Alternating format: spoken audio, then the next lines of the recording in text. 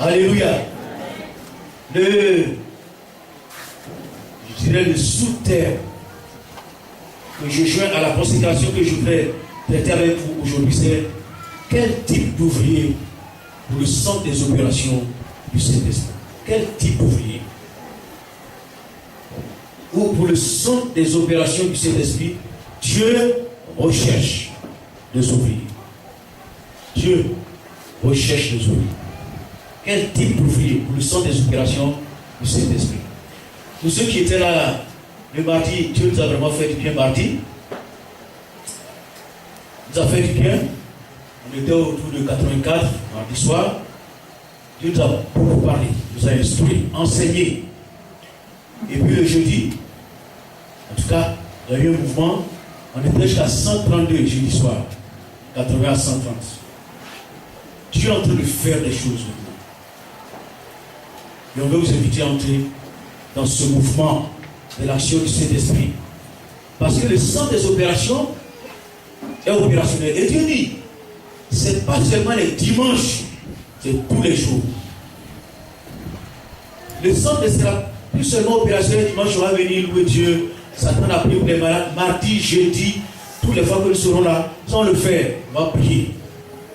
Prier Dieu, on va donner un caractère spécial à nos réunions du soir, pour que le Saint-Esprit puisse se mouvoir les soirs comme les dimanches. Ce seront aussi les cultes les soirs, mardi et jeudi. Et on va veiller à ce que le Saint-Esprit intervienne, agisse, pour que Jésus soit élevé et qu'il soit glorifié. Amen. On vous invite à bouger le mouvement. Quand Dieu dit qu'il va faire un tri, ce n'est pas qu'il va choisir les gens pour les mettre là dans l'église, ou bien d'autres qui va écarter. Non. Il y en a qui ne vont pas prendre le mouvement, qui ne vont pas entrer dans le mouvement, qui vont s'écarter certainement d'eux-mêmes. Ils vont voir, ils vont juger, critiquer, ils vont s'écarter. Ça ne va pas les intéresser. D'autres ne viendront seulement que pour regarder les spectateurs. Mais ce que Dieu veut, c'est que tout le monde soit participant. Amen. Au lieu d'être observateur, que tout le monde soit acteur. Pour que le centre soit véritablement le centre que Dieu veut. Vendredi, nous avons eu une réunion avec les responsables. On a parlé un peu de ce que le centre doit être, qu'est-ce qu'on veut faire, qu'est-ce que Dieu veut dire par centre des opérations du Saint-Esprit. En tout cas, selon la choix, nous qui l'avons choisi, c'est Dieu même qui l'a choisi. Il veut que son esprit soit en action, en mouvement ici. Il veut qu'on prie pour les malades, on chasse les démons, que les gens soient guéris, que les gens viennent de partout. Viennent de partout. Et on est en train de dire, c'est cela qu'on est en train de prier pour avoir tout l'espace.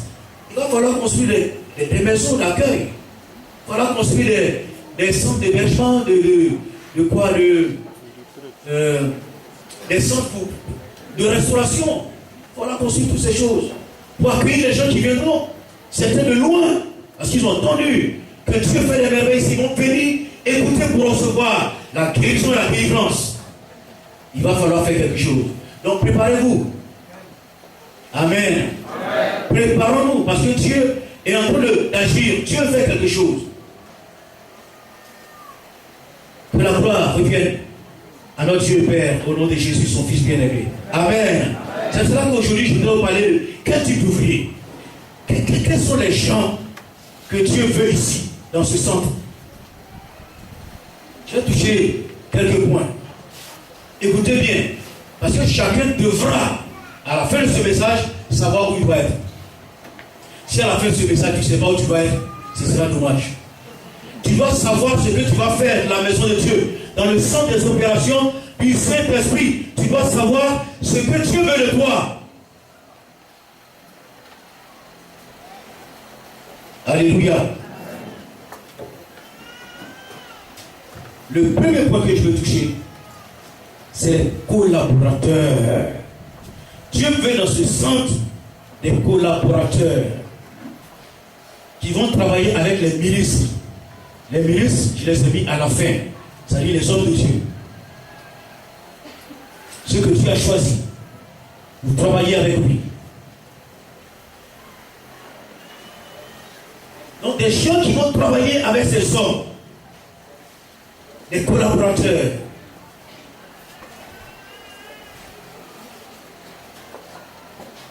lisons dans Exode 17, verset 8 à 16, nous voilà une histoire magnifique. On voit Moïse sur la montagne avec Aaron et Hur, pendant que le peuple est en train de combattre la vallée avec Amalek.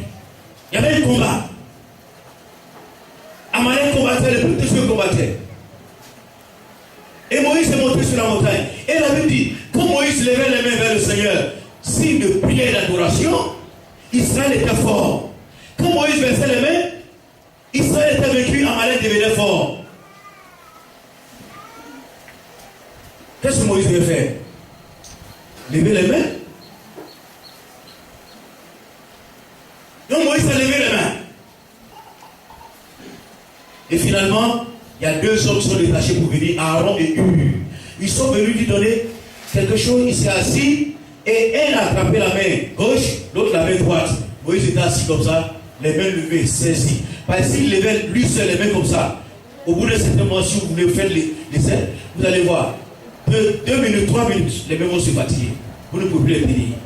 Donc il fallait des gens pour maintenir ces mains levées. Et les mains sont restées levées pendant combien de temps? Jusqu'au soir.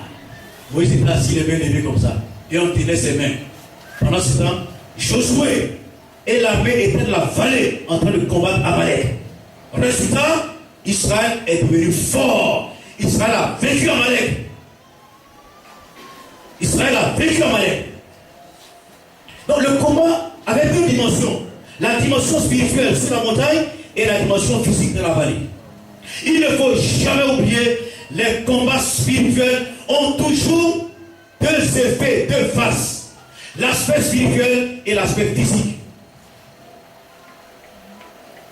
Si nous ignorons l'aspect spirituel, nous ne serons jamais vainqueurs. Si nous ignorons aussi l'aspect physique, nous ne serons pas vainqueurs. Parce que nous sommes faits de chair et d'esprit. Les collaborateurs qui travaillent avec Josué, avec Moïse et Josué, il y avait une franche collaboration, une franche coopération. Et c'est ce que je veux. Une franche coopération. Qu'il n'y ait pas de place pour la paresse, la négligence, les disputes, la tricherie. Imaginez le sang que Aaron a eu l'intention de tricher. Que Moïse mettait la main comme ça, pour lever. Il n'y avait pas de place pour la tricherie, la paresse, la négligence, les disputes. Les collaborateurs pour le sang des opérations doivent être des collaborateurs dévoués, disponibles, loyaux et engagés. Des gens dévoués, disponibles, loyaux et engagés. Les collaborateurs ne sont pas disponibles, ne pourront pas servir dans le centre. Après l'équipe va falloir prier, faire des choses.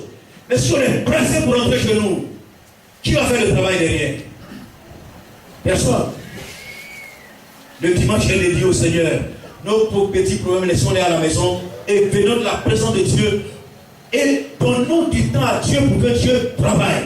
Donc des collaborateurs dévoués, disponibles, loyaux et engagés.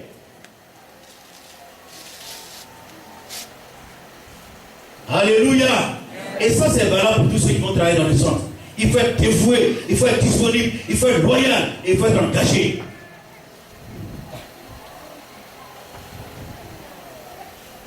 Est-ce qu'on peut le trouver ici? On peut trouver des gens dévoués, disponibles, loyaux, engagés ici? Oh, Dieu soit loué. Des gens qui, comme Aaron et Hur, vont servir les hommes de Dieu. Pour une coopération et une collaboration vraie, franche.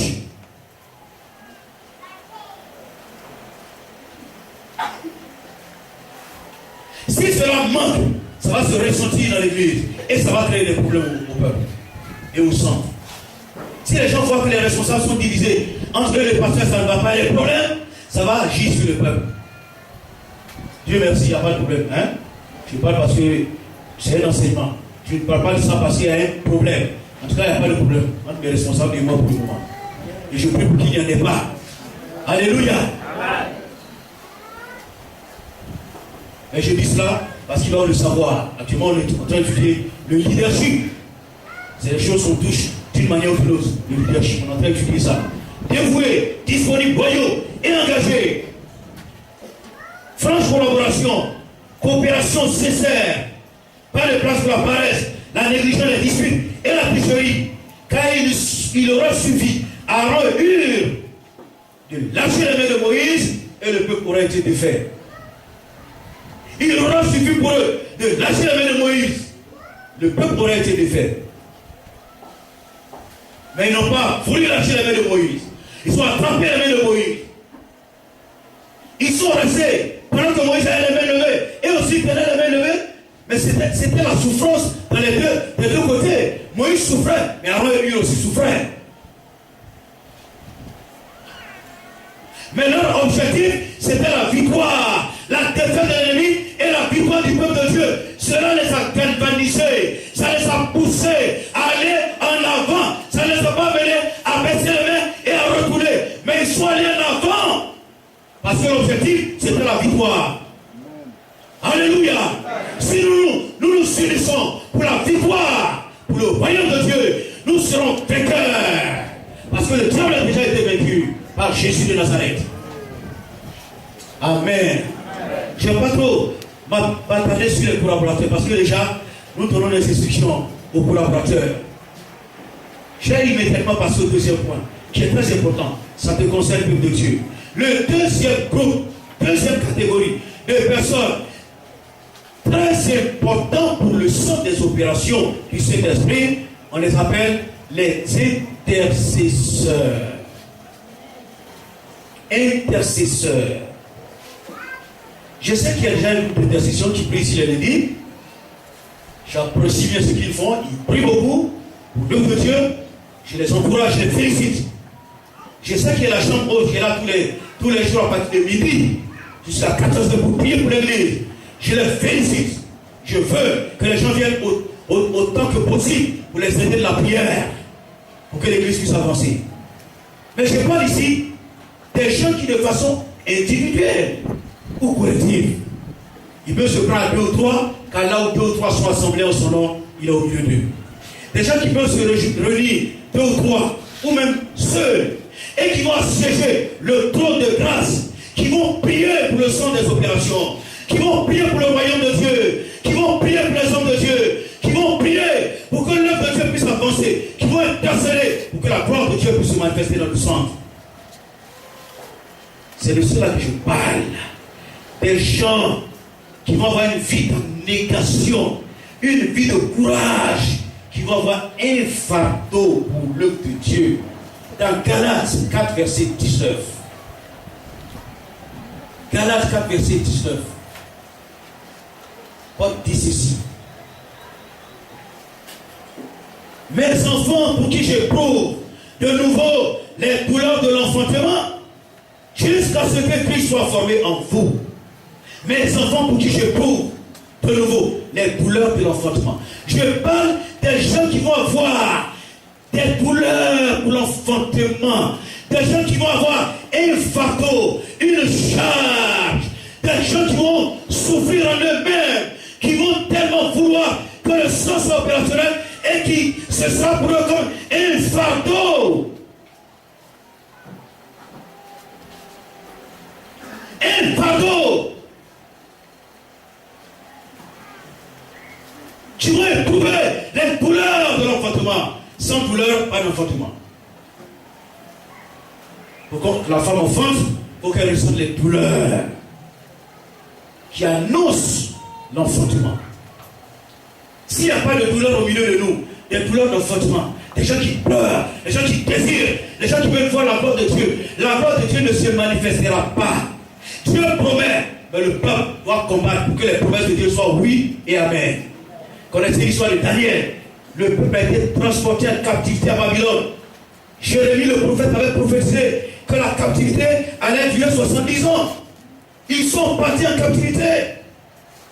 Les Daniel étaient des jeunes gens Mais quand on lisait Daniel vers la fin, il était vieux. On lui donnait autour de 90 ans. Ah, ils étaient des jeunes, chacun ils sont partis. Et les 70 ans tiraient à leur terme. Mais ils regardaient et rien ne se passait. Alors que la promesse de Dieu avait été faite de la bouche de Jérémie le prophète. Qu'est-ce qu'il a fait? Il est entré dans les douleurs de l'enfantement. Les douleurs de l'enfantement. Ça a duré pendant combien de jours? Pendant 21 jours. Daniel qui était vieux, plus de 80 ans, il ne prenait que des mets légers. Pendant 21 jours, il était devant Dieu, il intercédait, il criait. Seigneur, Jérémie a parlé, que cela soit possible. Imaginez le sort que Daniel n'ait pas pris souvent de prière. Qu'est-ce qui allait se passer? Les promesses allaient se réaliser. Ça allait se réaliser. Dieu allait susciter quelqu'un d'autre. Alléluia. Parce que la parole de Dieu se réalise toujours. Dieu allait susciter quelqu'un d'autre. Vous voulez que Dieu suscite une personne à votre place? Non. Vous voulez qu'il suscite une personne? Non. Et qu'il vous ignore? Non. Daniel est rentré dans les douleurs de l'enfantement. Il a crié à son Dieu. Et le ciel s'est ouvert. Dieu a envoyé un ange pour apporter à Daniel les promesses, le contenu de la réalisation des promesses. Et pendant que l'ange venait, l'ange Gabriel, l'envoyé de Dieu, au-dessus de mer de Perse, Iran, Irak, un ange terrible qui patronnait l'Iran et l'Irak, un ange démoniaque, une principauté ténébreuse, a parlé le chemin à Gabriel. Tu passeras ici, tu ne peux pas aller en Israël. Les gens s'opposent aujourd'hui à Israël, c'est pas maintenant, ça qui est de loin. Tous les anges déchus sont opposés au bonheur d'Israël. Pendant ce temps, Daniel jeûnait. Il jeûnait. Et le jeûne de Daniel va susciter quelque chose. Ça va libérer la main de Dieu. Dieu n'agit pas par compromis. Dieu n'agit pas de la tricherie. Dieu n'agit pas de l'injustice. Il agit de la justice. C'est cela que Dieu ne peut pas se permettre de faire d'autres choses à notre place. C'est nous qui devons le faire. S'il veut outrepasser les choses à cause de son droit de Dieu pour le faire, il serait dans l'illégalité. Daniel priait 21 jours. Et ça va faire mouvoir la main de Dieu. Dieu va susciter l'archange Michael, qui est le chef de l'armée d'Israël. Et il va envoyer Michael qui va venir et il va combattre ces anges ténébreux. Le chemin va se libérer et Gabriel va descendre pour venir apporter les réponses de Dieu à Daniel. Alléluia. Les douleurs de l'enfantement. Dans 1 Thessaloniciens 3, verset 10, l'apôtre dit: nuit et jour, nous le prions avec une extrême ardeur de nous permettre de vous voir et de compléter ce qui manque à votre foi. Nuit et jour, nous le prions avec une extrême ardeur. Quand on dit ardeur, quelque chose qui ardent, c'est déjà élevé, c'est déjà grand, c'est déjà fort. Mais quand on y ajoute encore extrême, ça veut dire que c'est plus que sérieux. Nuit et jour, Paul dit, nous le prions avec une extrême ardeur. La Bible dit que la prière fervente, la prière ardente de juste a une grande efficacité. Pour qu'une prière soit efficace, il faut qu'elle soit ardente et fervente. Dieu aime ceux qui prient avec ardeur. Mais ça, il y a des gens qui vont dire non, je prie dans mon cœur. Tu pries dans ton cœur, mais il faut aussi prier à la bouche. Il faut qu'on voit le sérieux, la peur. Nous le prions avec une extrême ardeur. Dieu veut qu'il y ait des gens dans cette église qui comprennent ce message et qui se détachent pour prier Dieu avec une extrême ardeur. Le réveil au pays des Galles a été provoqué par deux femmes, deux vieilles femmes. Une avait 80 ans, l'autre avait 84 ans. Deux vieilles. Chaque nuit, pendant que les gens dormaient, les deux se retrouvaient auprès de leur cheminée Et elles intercédaient. Elles disaient à Dieu, mais nous on a vu les réveils dans le passé. Mais regarde cette génération, ils ne te connaissent pas, ils n'ont jamais vu de réveil. Ils ne savent pas ce que tu es capable de faire au Dieu. S'il te plaît, nous te prions pour la gloire de ton Seigneur. Fais qu'il voie ta gloire. Et nuit de jour, elles étaient là auprès de la cheminée, en train d'intercéder. Il y soit dit qu'une nuit, pendant qu'elles priaient, il y a eu un mouvement dans leur maison. Comme quelque chose s'est renversé. L'Esprit de Dieu était en mouvement. Et il y a eu qui a crié, c'est venu, c'est venu, c'est venu. Et le réveil est venu et ça parlait tout le pays des Galles. Les bars, les boîtes de nuit, tout était fermé.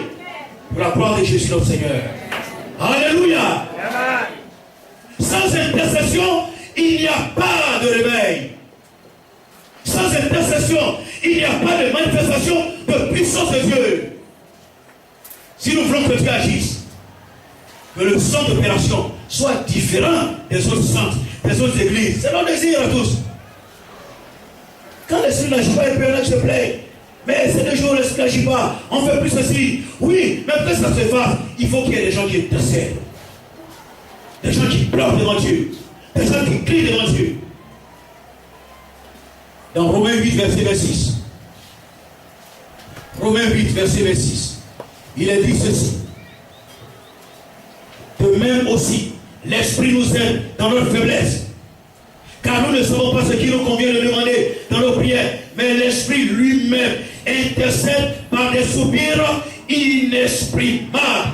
L'Esprit Saint de Dieu qui en nous intercède au travers de nous par des soupirs inexprimables, par des gémissements. Peuple de Dieu, est-ce que nous avons prié jusqu'au sang, jusqu'au gémissement? Quand le peuple de Dieu aura compris, a prié jusqu'au gémissement, alors des nations seront enfantées. Des foules seront converties. Et les malades les plus réfractaires, les maladies les plus réfractaires sortiront des corps.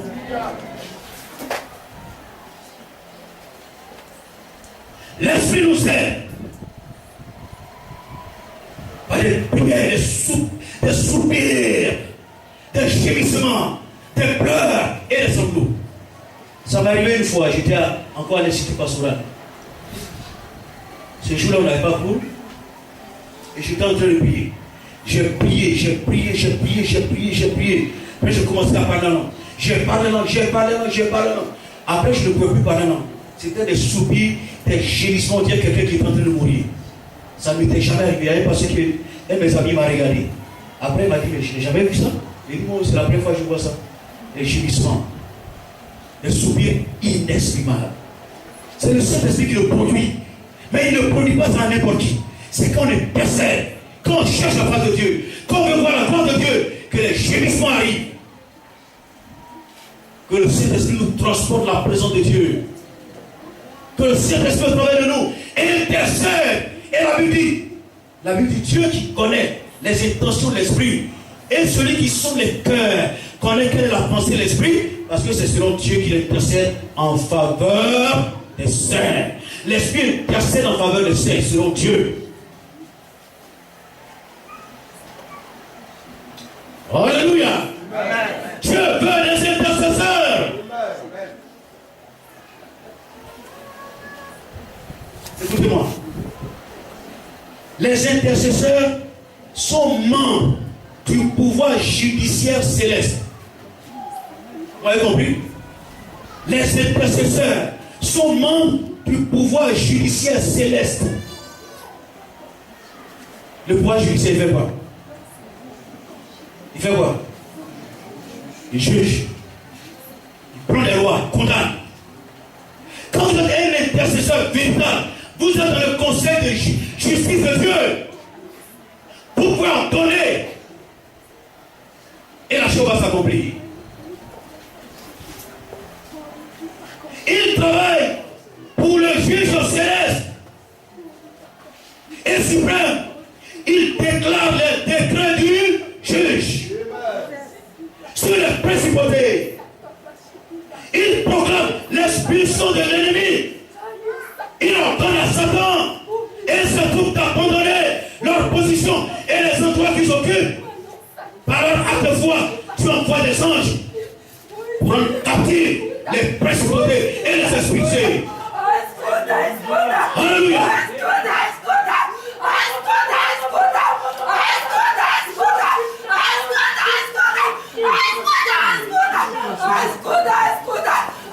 Je reprends comme tu sais bien comprendre. Il travaille pour le juge céleste et suprême. Il déclare les décrets du juge sur la principauté. Il proclame l'expulsion de l'ennemi. Ils ordonnent à Satan et à ses troupes d'abandonner leur position et les endroits qui s'occupent. Par acte de foi, tu envoies des anges pour en captiver les principautés et les expulser. Celui qui est passé à la possibilité d'expulser les puissants des ténèbres. Pardonnez aux démons de Salomon et les démons s'allieront. Oui. Dieu veut des intercesseurs. Des véritables intercesseurs.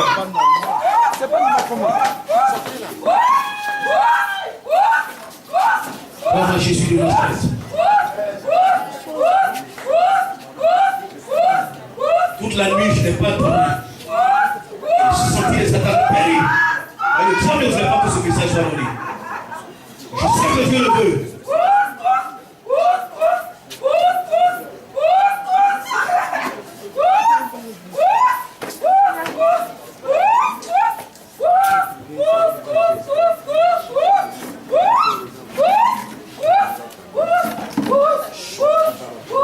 Faites la sortie, va se calmer.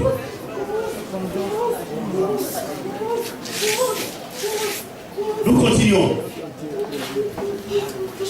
La prière d'intercession va être agressive. Elle va être guerrière, stratégique et prophétique. On ne prie pas dans le désordre. Ce sont des combats, les prières d'intercession. Il inclut des moments de jeu de prière, des veillées, des parlements, des gémissements et des soupirs et des exclamations devant le Dieu créateur du ciel et de la terre. Alléluia. Est-ce que vous êtes là? Vous me suivez? Nous voulons ici les gens qui intercèdent. Je suis convaincu qu'après ce message, Dieu va mettre son onction sur les gens pour intercéder. Tu vas susciter en eux des désirs pour intercéder, pour que le réveil soit possible. Je suis persuadé en moi-même que les choses ne seront plus comme par le passé dans cette église. Les choses changent maintenant. Les choses changent.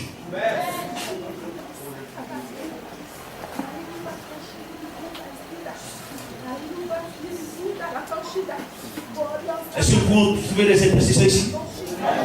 Est-ce que nous pouvons trouver des intercesseurs ici pour le Dieu? Des hommes et des femmes qui se mettent à part pour intercéder, pour jeûner, pour prier. Parce que Dieu va vous faire entrer dans le pouvoir judiciaire céleste. Dieu va vous amener dans le pouvoir judiciaire céleste. Vous serez au courant de ces décrets.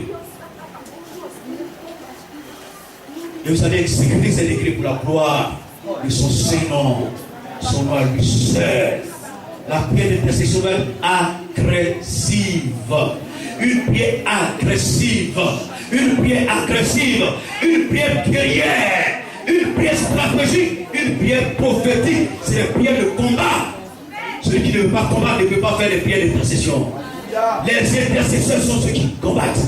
Dieu dit, je cherche un homme qui se tient à la brèche, qui intercède. Je cherche un homme qui se tient à la brèche et qui intercède. C'est ce que je cherche, mon Dieu. Quelqu'un qui connaît les désirs de mon cœur et qui va intercéder pour la gloire de Dieu.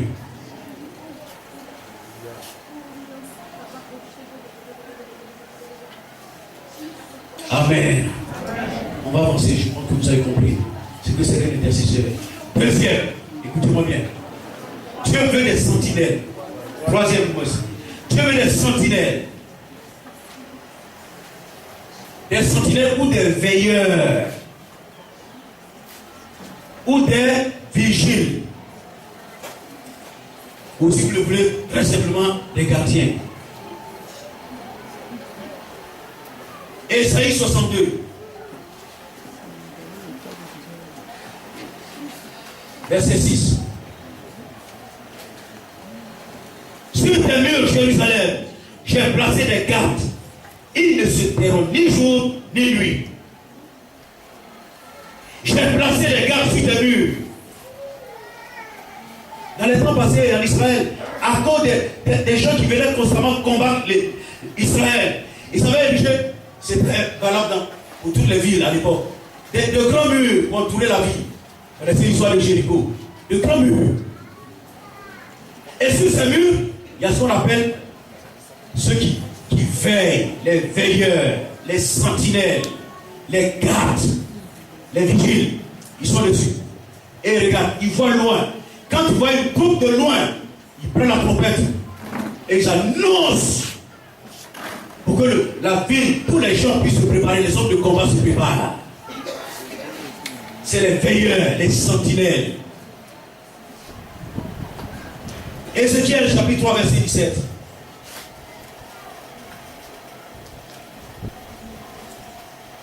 Fils de l'homme, je t'établis comme sentinelle sur la maison d'Israël. Tu écouteras la parole qui sortira de ma bouche et tu les avertiras de ma part. Tu écouteras la parole qui sortira de ma bouche et tu les avertiras de ma part. Fils de l'homme, je t'établis comme sentinelle, comme garde, comme veilleur. Tu les avertiras.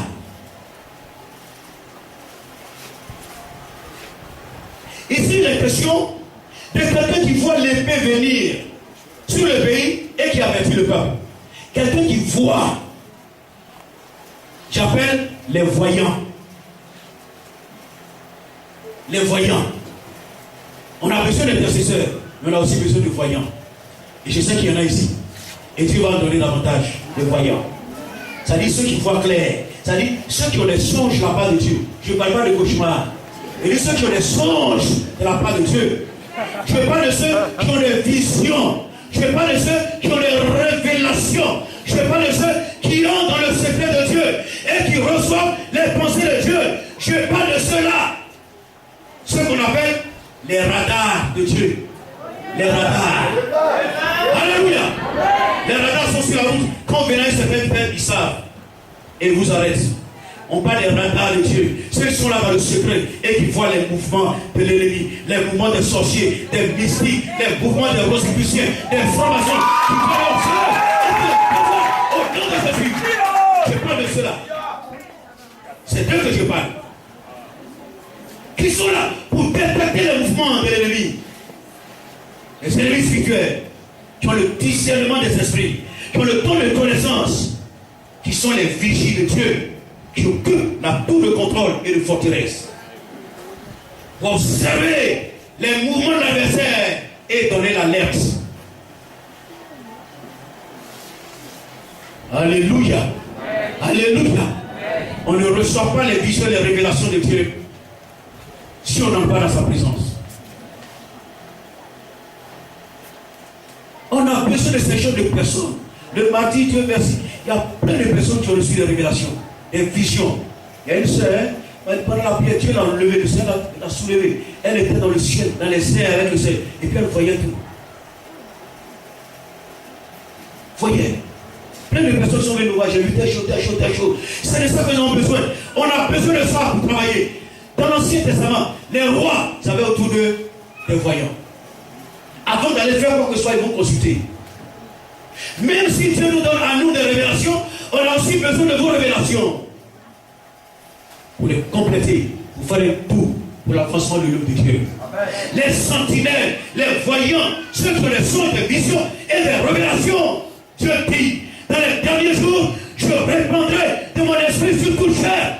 Vos fils et vos filles auront des visions. Vos vieillards auront des songes. Dieu l'a décrété. Il a décidé qu'il en soit ici dans les derniers jours. Et personne ne peut contrer cela. Si tu cherches la gloire de Dieu, tu verras les visions. Et Dieu veut vous donner des visions. Est-ce que tu veux être radar de Dieu? Amen. Ce sont les yeux de Dieu. Ils sont les yeux de Dieu. Ils voient. Ils voient. Ils voient. Ils voient. Ce sont les yeux de Dieu. Les yeux de Dieu. Les yeux de Dieu. Alléluia. Les yeux de Dieu. La puissance de Dieu. C'est tout.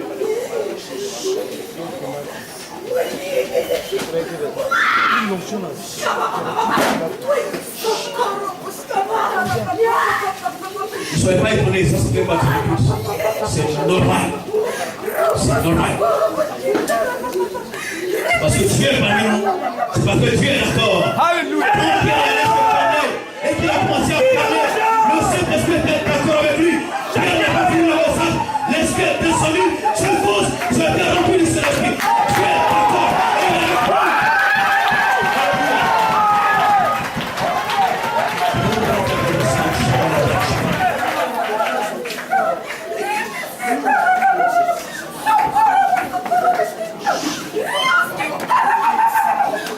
Des gens qui sont les yeux de l'Éternel, les yeux de l'Église, qui vont voir la part de l'Église et qui vont vers l'Église. Dieu grâce à les personnes. Alléluia. Et Dieu les apprend.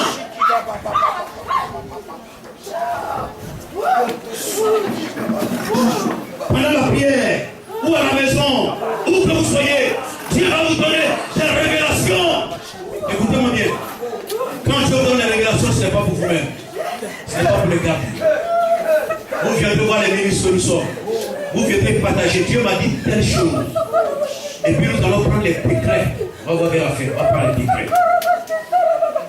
Vous n'avez pas le droit de les garder pour vous-même, de les cacher. À moins que ça ne vous concerne que vous seuls. Si ce n'est pas vous seuls, ça concerne l'Église, les hommes de Dieu, les enfants de Dieu. Vous n'avez pas le droit de les garder. Vous êtes les yeux de l'Église. Vous voyez la part de l'Église. Pour Dieu. Alléluia. C'est comme ça qu'on va fonctionner. Vous voyez, vous venez nous dire, et puis nous prenons des décrets. Voici ce que nous allons faire.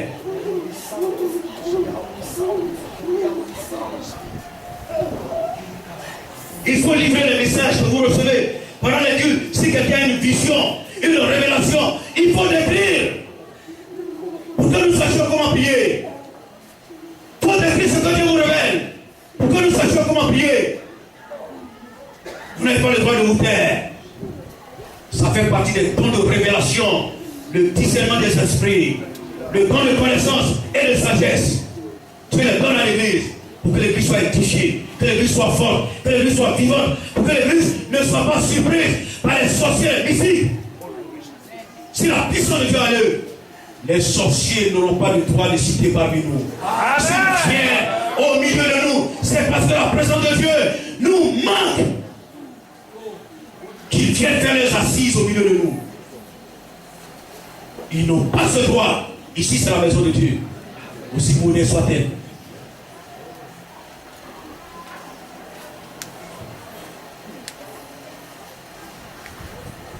Vous lisez ce que j'ai dit à Bougano.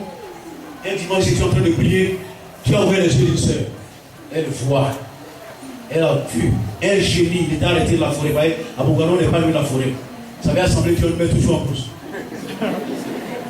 Parce qu'on les dérange. On les a dérangés énormément là-bas. Et on voit le génie. Le génie dit, ici c'est chez moi, qu'est-ce que vous venez faire ici? Effectivement, quand j'arrivais à Mongolie, il n'y avait pas de temps. Les gens essayaient de construire un petit truc. Moi aussi, ça ne vaut même pas ça. Tout était délabré. Et quand je suis arrivé, on a entrepris de construire un temps. Mais il y a tous sortes de problèmes. Dans le quartier, les gens viennent construire, les maisons sont inachevées. Il y avait un génie là qui méprenait les gens. Et on a commencé à construire. La sœur a vu le génie, dit ici, là c'est chez moi. Qu'est-ce que vous êtes venu faire? Qu'est-ce que vous êtes venu faire? Ici c'est chez moi. Vous devez partir. J'ai dit tout à l'heure, vous recevez les révélations. Vous les donnez. Ce sont les hommes de Dieu qui prennent les décrets. C'est eux qui disent ce qu'ils doivent faire. Quand elle a vu, elle a commencé à commenter. Je suis venu, j'ai pris le micro et dit, frère, peuple de Dieu, levez-vous. Et ils se sont levés. J'ai dit, on va prier et on va le déloger ici. Un jour, il y avait une vieille, il y a des vieilles qui passent là pour aller au champ continuellement. Quand ils arrivent, ils voient le temple en construction, ils regardent, ils sont étonnés, ils ne comprennent pas. Est-ce qu'ils vont réussir? Il y a une vieille qui a ouvert, il dit, mais vous êtes fort, vous avez construit ici. Là, c'est là qu'on fait les sacrifices humains avant. C'est là qu'on fait les sacrifices humains. Personne ne peut construire ici. Mais nous, on a construit. Au nom de Jésus de Nazareth. Alléluia. J'ai dit, les nous sont levés. Et on a prié. Et quand on priait, Dieu décrivait la scène. La seule voyante décrivait. On a besoin de ces gens de personnes. On a besoin de voyants, des radars, des gens qui ont les yeux pour voir. Dieu veut te donner les yeux pour voir les choses spirituelles. Ouvre tes yeux, tu verras la voix de Dieu. Alléluia. On a prié et on a chassé ce génie. Et il est parti, il a été projeté. Et la scène a été décrite par un voyant de la maison de Dieu. Une année vers la fin d'année, pendant que le pilotage ouvert les yeux des frères, il voyait les âmes qui étaient attachés, les gens. En fin d'année, c'est là, il faut les sacrifices humains. Les gens qui étaient attachés. Et il a commencé à décrire, à dépeindre. Et Dieu dit, brisez les liens, délivrez ces hommes et ces femmes. Et j'ai fait lever le peuple. On a prié, on a brisé les chaînes, on a libéré les gens. Pendant qu'on priait, il y a un avion qui venait de Timoflo. Un avion qui venait en renfort. Quand il est arrivé, la personne vient la décrire. On a continué de prier. L'avion a tourné. Il allait vers Kotobi. Il ne pouvait pas atterrir parce qu'il y avait du feu partout.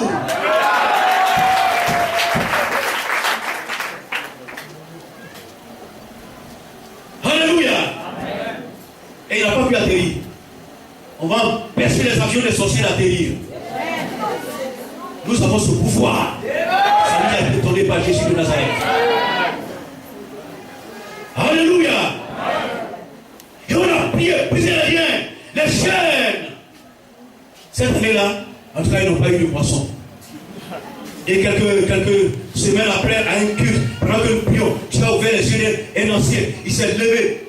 Non, pas un ancien, un frère. Il a commencé à parler. Il dit, les gens sont fâchés, les sorciers sont fâchés, parce qu'on les a empêchés de manger leur viande. Et qui vont venir m'attaquer. Alors, un de mes collaborateurs anciens, il avait appris le micro de chasse. Il dit, donnez. Il dit, avant d'attaquer le général, on attaque les capitaines, hein, les colonels, on les attaque.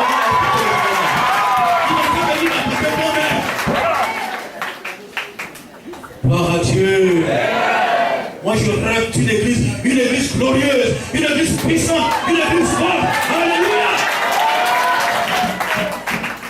Mais je suis allé faire une démonstration à Zofelo. Korabashi.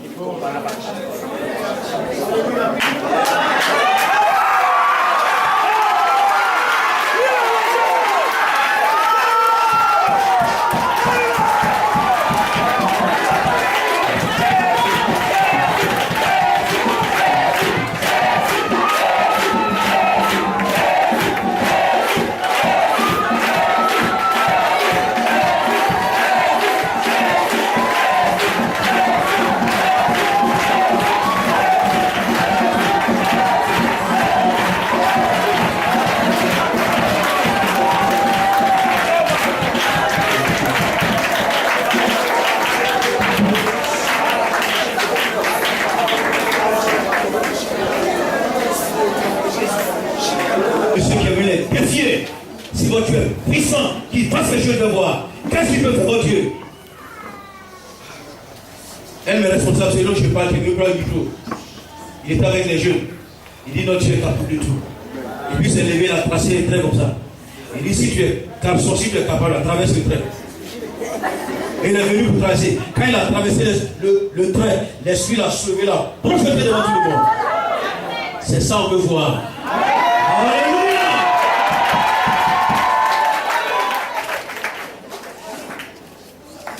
Est-ce que Dieu peut trouver les voyants ici? Est-ce qu'il y a des gens qui sont prêts pour être les voyants de Dieu?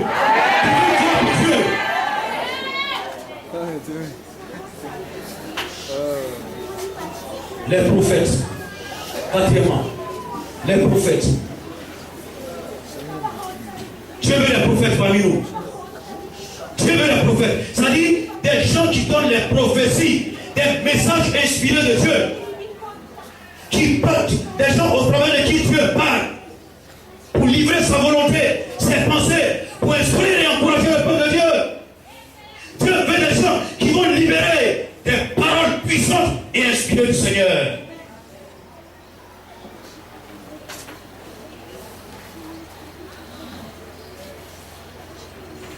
les prophètes, ceux qui reçoivent les prophéties pour les apporter, le don des langues, des interprétations, qui prophétisent pour édifier le peuple de Dieu.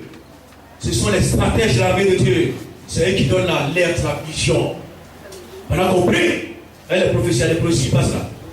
Les prophéties qui passent. Quand ça vient de Dieu, ça accomplit les effets, les gens entendent, sont bénis, exhortés, encouragés. Les stratèges, les sentinelles et les prophètes reçoivent les pensées de Dieu et les communiquent. Ils communiquent les stratégies spirituelles. Ils sont indispensables au combat. Ceux qui voient et ceux qui parlent, ils sont indispensables à un bon combat. Dans l'Ancien Testament, c'est comme ça que ça se passait. Et Dieu n'a pas changé de stratégie. Dieu n'a pas changé de stratégie. Dans 1 Corinthiens 14, verset 4. 1 Corinthiens 14, verset 4. Dieu, parlant par Paul, dit, celui qui prophétise au contraire, parle aux hommes, les édifie, les exhorte et les console. Ceux qui reçoivent la prophétie, c'est pour édifier, consoler, exhorter. C'est le but de la prophétie. Pour encourager le peuple de Dieu, pour pousser le peuple de l'adoration. Les gens sont découragés. Quand tu reçois un message prophétique, tu apportes le peuple édifié.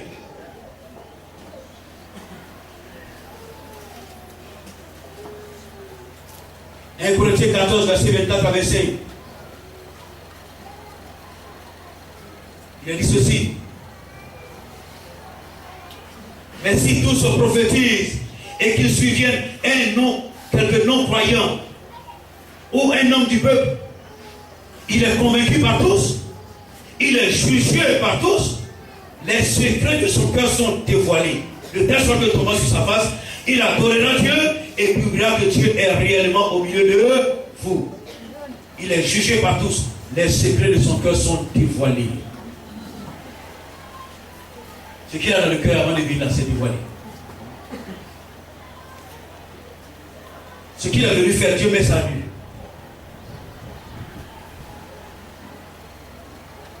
Alléluia. Amen. Alléluia. Amen. Alléluia. Amen. C'est ce que Dieu fait. Dieu met les choses à nu. Nos cœurs vont vite quand on vient devant le Seigneur. Pas des choses cachées à l'intérieur.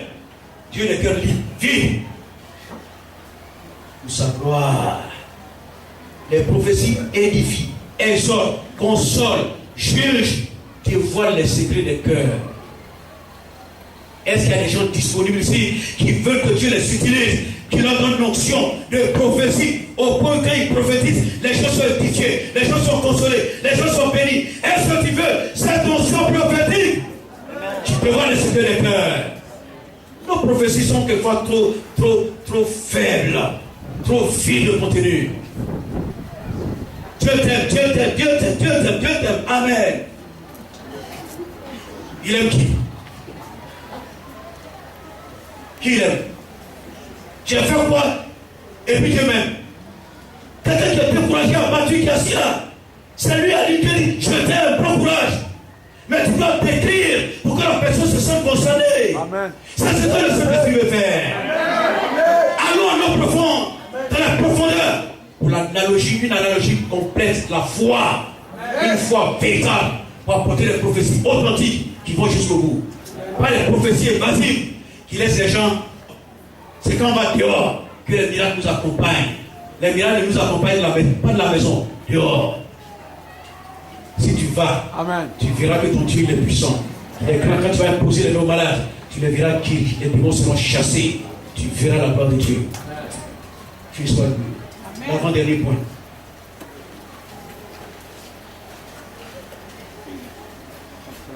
La délivrance.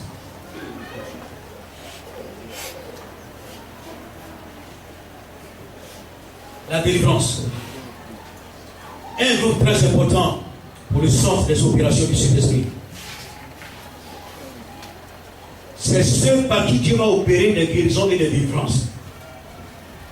Quand nous on fait ici, et puis on est fatigué, ceux qui prennent le relais, c'est le groupe de délivrance. C'est eux qui vont achever le. Ils sont très importants. Des collaborateurs utiles auprès des hommes de Dieu.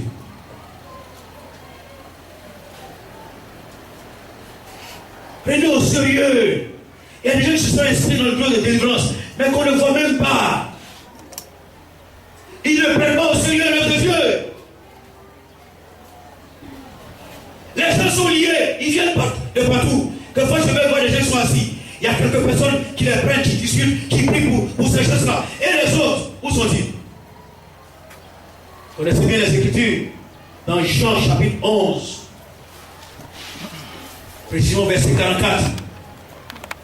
C'est quand Jésus est allé ressusciter Lazare. Jésus a proclamé la parole. Lazare qui était mort depuis 4 jours. La vie entrée dans Lazare et il s'est levé. Et il est sorti. La Bible dit, il était comment? Il avait le visage enveloppé d'un linge et les pieds et les mains liés de bandes. Quand l'évangile a prêché, quand la parole est annoncée, Jésus donne la vie aux hommes et aux femmes. Quand il leur donne la vie, malheureusement, après il y a certains qui ont le visage enveloppé de linge et les pieds et les mains liés de bandes. Donc ils ne sont pas libres de mouvement. Ils ont la vie certes, mais ils n'ont pas la liberté de mouvement. Donc certains millions disent non. Dès que vous recevez Jésus, tout va de mieux pour vous. Dès que vous acceptez Jésus, vous êtes libre. Il n'y a plus de condamnation pour ceux qui sont en Jésus. Ce n'est pas vrai. Il n'y a plus de condamnation par rapport au ciel. Notre salut est garanti pour toujours si on vit la sainteté. Mais quand on est converti, on n'est pas automatiquement délié. On n'est pas automatiquement délivré. Les gens qui sont convertis, on mène des combats pour eux pendant des mois pour que tous les liens, toutes les chaînes se brisent de leur vie. Jésus dit aux disciples qui étaient là, déliez-le et laissez-le s'en aller. Ce n'est pas Jésus qui va délier les hommes et les laisser s'en aller. Lui, il donne la vie, mais c'est à nous de les délier et les laisser s'en aller. Parce que l'Église a démissionné par rapport à ce travail. Il y a beaucoup de personnes qui sont liées, qui sont dans nos églises et qui sont obligées de se lever pour aller ailleurs pour chercher la délivrance. C'est la démission de l'Église. C'est une démission. Si vous écoutez les gens, vous les recevez pour les écouter, vous n'aurez pas de repos. Vous allez faire la délivrance. Les gens nous critiquent, on parle. Mais la délivrance, ce n'est pas facile. C'est le travail le plus complexe. C'est plus difficile même que de prêcher. J'ai pris des cas de délivrance qui m'ont pris 4 à 5 heures de temps. En train de crier, lutter, de se battre. C'est un travail délicat et difficile. Mais quand la personne est délivrée, la joie d'avoir enfanté, elle est tellement grande que malgré tout, toutes les difficultés et les souffrances, on veut faire la délivrance. Que de personnes, que d'hommes et de femmes qui sont liés, qui sont envoûtés, que de personnes qui sont enchaînées, que de personnes qui se débattent, qui luttent. Les gens sont à l'église 10 ans, 20 ans. Le jour, un homme ou les touche, ils sont à terre. J'ai reçu un jour une femme ici, quand elle était sous la vache, une bonne chrétienne. Elle a fait l'école du dimanche, elle était sans faute, vierge, elle s'est mariée dans le Seigneur. Quand la femme prie, vos cheveux se dressent, il y a une tension sur elle. Mais elle a des blocages. Tout ce qu'elle fait, ça ne réussissait pas. Finalement, son mari même l'a quitté. Elle était dans des problèmes, des difficultés. Elle est venue me voir. On a causé un peu. Quand je lui ai posé la main, au nom de Jésus de Nazareth, elle est tombée, elle a été terrassée. Une femme remplie du Saint-Esprit qui dirige les femmes. La dirige aussi dans une vie. Responsable. Quand elle prie, vous avez la chair de poule. Une telle onction sur elle. Quand je lui ai posé la main, elle est tombée. L'esprit, j'ai essayé de voir quel moment l'esprit est venu. Il m'a dit c'est là. C'est quand elle est née comme l'a donné. Depuis son enfant, je suis avec elle. Donc elle est allée se convertir. Et quand je mange, jusqu'à elle s'est baptisée. Elle est mariée. Tout sa vie, l'esprit est là. Il n'y a pas eu quelqu'un pour le chasser. Jésus a dit, Lazare sort. Lazare est sorti. Elle a eu la vie, mais personne pour la délivrer. Et ce jour-là, elle a été délivrée. Les liens étaient brisés. Quelques jours après, quand je l'ai vue, à l'époque, si vous voyez son aspect, elle avait un aspect délabré. Mais après ce moment, elle était transformée, joviale, joyeuse, bien habillée, propre. à la gloire de Jésus de Nazareth. Ses affaires ont marché. Elle a passé un examen, un concours, on l'a affecté dans une autre ville, elle n'est plus ici dans les secteurs, elle n'est plus à Abidjan. C'est pour cela que je parle dignement d'elle. C'est ce que Jésus veut faire pour toi. Alléluia. Groupe de délivrance, est-ce que tu es là? Peuple de Dieu, est-ce que tu es là? Pour ton nom, pour faire la délivrance, est-ce que tu es là? Quand les gens vont venir en foule, on sera débordé. Est-ce que tu es là? Amen. Tu as donné ton œuvre et tu ne le fais pas. Pourquoi? Qu'est-ce que tu fais? Pourquoi tu ne le fais plus? Tu trouves que c'est trop difficile? Rentre dans le jeûne, la prière. Les choses vont être faciles pour toi. Alléluia. Jeûne, cherche sa face, prie. Tu vas voir, quelque chose va se passer. Les dons spirituels sont importants dans la délivrance. Un jour, je priais pour une jeune fille. J'ai prié, j'étais fatigué, épuisé. Il dit, quel est ton nom? Dis-moi ton nom, tu vas sortir. Il dit, dis pas mon nom. Je fais tout, il dit, dis pas. Et quand on a le nom, on donne l'ordre. Jamais le démon sort. Il ne veut pas dire son nom. Je ne savais plus que faire. Il dit, je suis fatigué. Il fait quoi? Et il m'a donné son nom. Le Saint-Esprit m'a donné son nom. Et puis il a deux noms. Son petit nom, que les gens ne connaissent pas, le petit nom là. C'est ça que Dieu m'a donné. Quand j'ai dit le nom, il est sorti en même temps. Après, je lui ai posé les mains. Elle a commencé à trembler. Je lui ai dit, tu en parles là? Il dit, non, c'est pas le moment. L'autre, il est parti. Hein. Il est parti à l'autre.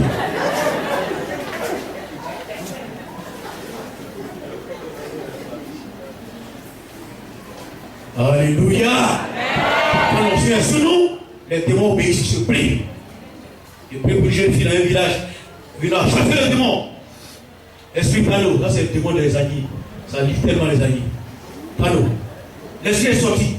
Je lui pose les mains, elle tremble encore. Je dis, c'est Tano? Il dit, non, c'est pas Tano. Moi je m'appelle Asuo. Là les agnies connaissent Asuo Tano. Je dis, mais tu viens d'où? Il dit, non, Tano a été chassé. C'est moi qui suis son patron.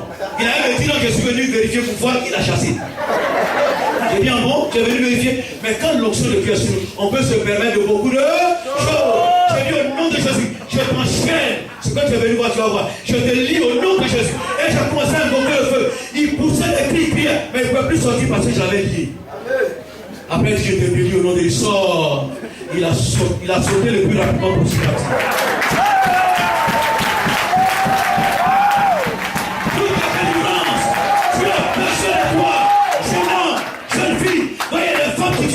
C'est pas seulement les jeunes filles qui vont intervenir. On a besoin de femmes de toutes les couches sociales pour intervenir. Dieu a besoin de toi. Tout ce que nous faisons sera rémunéré. Alors lève-toi. Marc 16, verset 17, Jésus dit, en mon nom, ils chasseront les démons. Ils se poseront les malades et les malades seront guéris. Délivrance, c'est pour toi. Si tu crois, tu verras la gloire de Dieu. Tu vas être témoin. Moi, j'ai fait tellement de délivrance, j'ai assisté tellement de choses qui bouleversent. Et ça m'attache davantage à Jésus. Je connais les activités des démons, comment ils coopèrent, comment ils agissent, comment ils travaillent, comment ils font. Groupe de délivrance. Dieu fait quelque chose avec toi. Est-ce que tu es prêt? Est-ce que tu es prêt? Est-ce que tu es prêt? On fait le dernier point.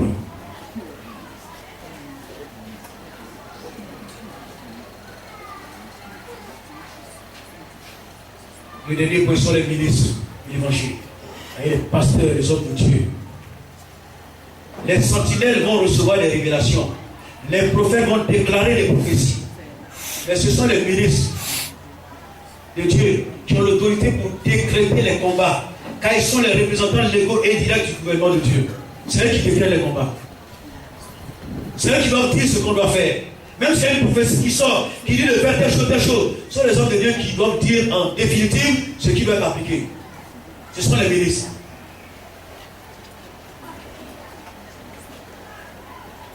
Ce sont eux qui établissent les décrets. Ils sont là pour veiller sur l'œuvre, pour coordonner l'œuvre, pour organiser l'œuvre, pour inspirer, pour encourager, pour soutenir. Ils sont là pour aider, enseigner et décider. S'ils sont entravés, il va y avoir un blocage en eux. ça n'ira pas loin. Il ne faut pas les entraver. Il faut les aider. Il faut collaborer avec eux. Il faut coopérer avec eux. Il faut les soutenir. Il ne faut pas les juger et les critiquer. S'il y a quelque chose qui ne va pas, allez-y les voir parler avec eux. Je dis à mes responsables dans les études, quand vous allez voir un homme de Dieu, même un homme de la vie, dans la vie de tous les jours, s'il est plus grand, plus élevé, même si c'est votre patron, si vous allez lui parler avec amitié, avec amour, il va vous écouter. Si vous lui parlez avec arrogance, même si ce que vous dites est vrai, il va refuser. Une fois qu'il parle à son mari avec arrogance, son mari va refuser. Même si ce qu'elle dit est vrai. Il faut parler avec amour. Quand la personne ressent que tu aimes ses intérêts, tu veux les intérêts de la personne, elle vous écoute. Mais si vous parlez avec arrogance, orgueil, vanité, si vous essayez de rabaisser cette personne qui est plus élevée que vous, elle ne va pas recevoir ce que vous avez à dire. Même si ça vient de Dieu, il va refuser. Développons l'humilité. Développons l'abaissement volontaire. Développons l'amour. Parlons avec simplicité, humilité. Celui qui existait en forme de Dieu n'a pas regardé comme une proie arrachée d'être égal avec Dieu. Mais il s'est humilié lui-même. Il s'est rendu obéissant jusqu'à la mort de la croix. C'est pour cela que Dieu l'a souverainement élevé et lui a donné le nom qui est au-dessus de tous les noms, afin qu'au nom de Jésus, tout genou fléchisse dans les cieux, sur la terre et sous la terre, et que tout le monde confesse sa seigneurie. Alléluia! Parce qu'il a vécu tous ces 33 ans et demi dans l'humilité, dans l'abaissement volontaire, avec tout le pouvoir pour renverser le monde. Si vous respectez l'autorité des ministres, si vous vous soumettez à eux, s'il y a une franche collaboration, Dieu passera par ce sens. Vous faites des merveilles. Non pas seulement ici, mais dans tout l'Abidjan et dans toute la Côte d'Ivoire. Dieu va le faire.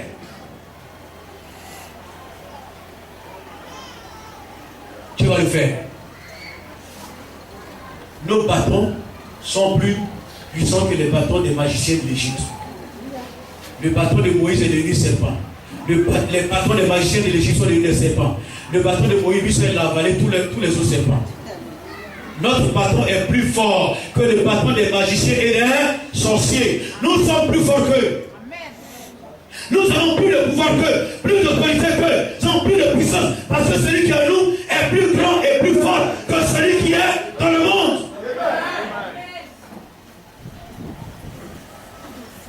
Ils sont forts, ils sont puissants. Mais notre Dieu est plus puissant. Il est tout puissant. Il règne. Le Dieu que nous servons, c'est le seul qui est capable de produire de la puissance de par lui-même. Vous avez compris? Amen. Il est le seul capable de produire de la puissance, de l'énergie de par lui-même. Il n'emprunte pas de l'énergie d'ailleurs. C'est lui qui produit l'énergie et la puissance. Amen. Le diable emprunte de l'énergie.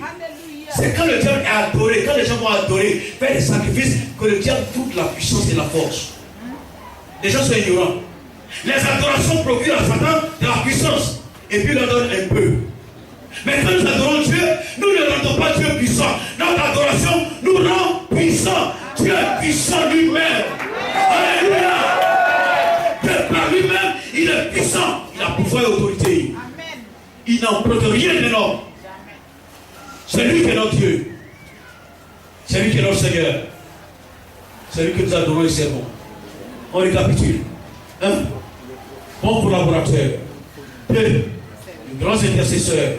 3. Les sentinelles, les vigiles. Les intercesseurs, les sentinelles, les veilleurs, ceux qui voient la part de Dieu. Les prophètes, ceux qui parlent la part de Dieu, qui reçoivent la volonté de Dieu et qui la transmettent. Les évangélistes qui vont annoncer la bonne nouvelle, pour emmener les gens de la maison de Dieu. Ceux qui font la délivrance pour libérer les captifs et en fait les ministres de l'évangile. Pour cette équipe, s'il y a une collaboration, une coopération, de l'amour entre nous, si nous travaillons pour la seule cause, l'avancement du royaume de Dieu, pour l'élévation du Fils de Dieu, afin que le Fils de Dieu soit glorifié, soit exalté, nous allons voir la gloire du Seigneur. Est-ce qu'on peut se lever, s'il vous plaît? Est-ce qu'on peut se lever?